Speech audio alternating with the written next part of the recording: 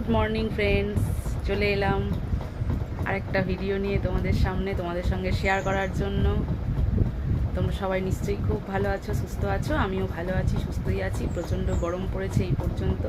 তো Aparna blog @red চ্যানেলে তোমাদের সবাইকে স্বাগত জানালাম। তোমরা সবাই আমার পাশে থেকো, আমার সঙ্গে থেকো, আমার ভুল ধরো, আমার ভালোটাও বলো, এইভাবে আমার পাশে থেকো।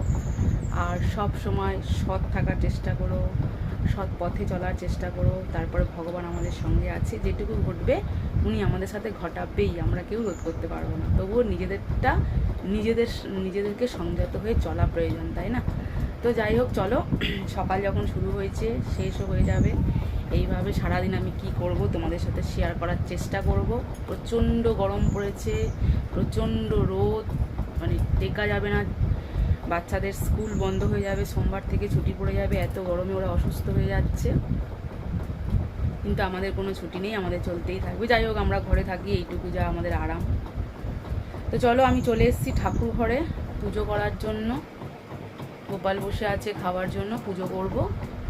আর তারপর এখনও চা খাওয়া হয়নি। আজকের একাদশী, মা আসবে না, আমাকে নিজেই সব করতে হবে। মা আসলে একটু আনাজটা কুটে দেয়, মাছটা ধুয়ে দেয়, ততক্ষণ আমি এই দিকটা যা করার করি। তো আজকে তা হবে না, নিজেই করতে হবে। তো চলো, আর বেশি কথা বলবো না, পুজোটা শেষ করে নিয়েই যুদ্ধ লাগাতে হবে।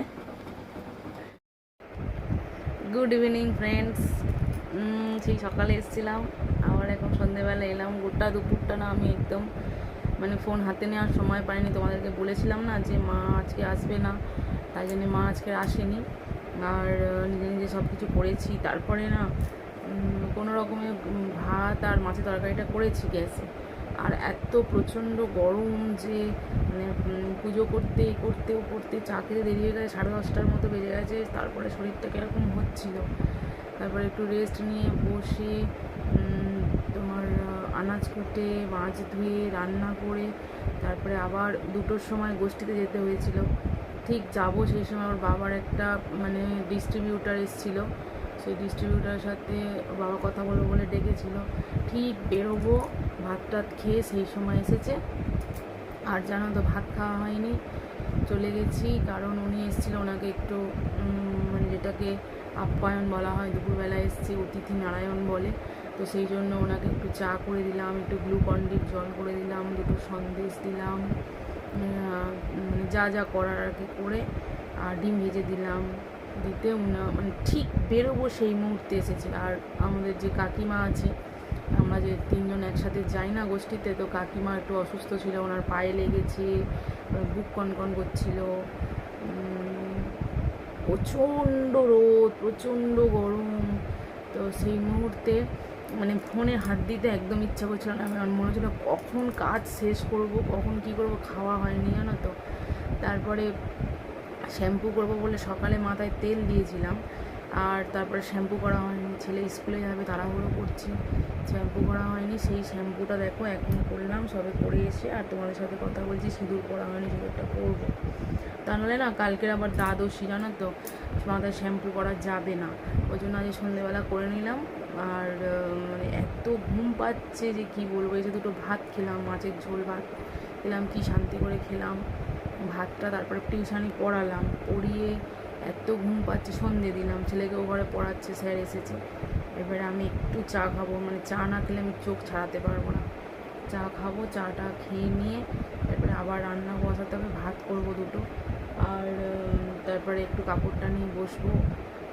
এই হচ্ছে ব্যাপার। দেখি ভালো লাগলে বসবো, না ভালো লাগলে বসবো না। তো সারাদিন তোমাদের সাথে আশাই হয়নি, আমি কি করলাম না করলাম তোমাদের সাথে শেয়ারই করতে পারিনি। তারপরে দেখো, কুটুটাকে নিয়ে এসেছি, ওকে একটু যত্ন করতে হয়, একটা বাচ্চার মতো।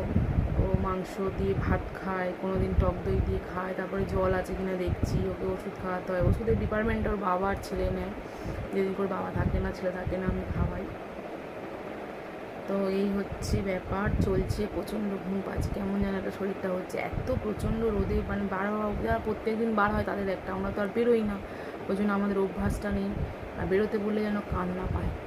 তো 3জনে গিয়েছিলাম রোদে, কোনো কাজই হলো না। গোষ্ঠীতে গিয়েছিলাম, গোষ্ঠীতে যে দিদিরা থাকে তারা কেউ আসেনি।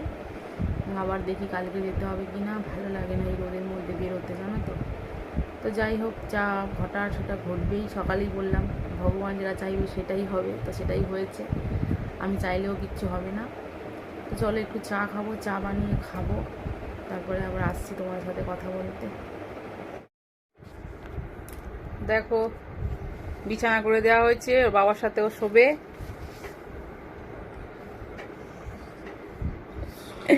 ও বিছানায় শোবে।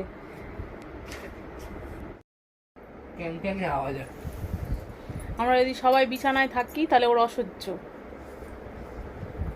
তাহলে আমাকেও বিছানায় তোলো, তা নাহলে কেউ নিচে এসো একজন। তাই জন্য ওর বাবা নিচে থাকে ওর সাথে। ও কিন্তু বিছানায় শোয় না, ও ওই যেখানে শুয়ে আছে ওখানে শোবে, ওই কোণটায় শোবে, চেয়ারের তলায় শোবে, বিছানা খাটের তলায় শোবে, তাই না কুট্টু?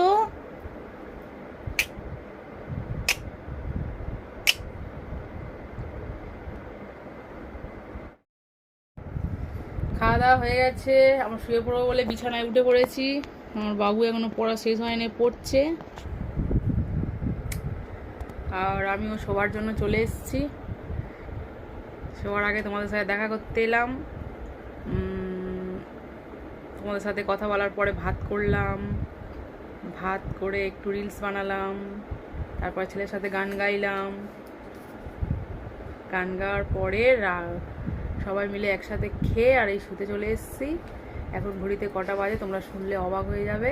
এখন ঘড়িতে বাজে 12:14, বিছানায় এসেছি। তাহলে কতটা রাত হয়ে গেছে।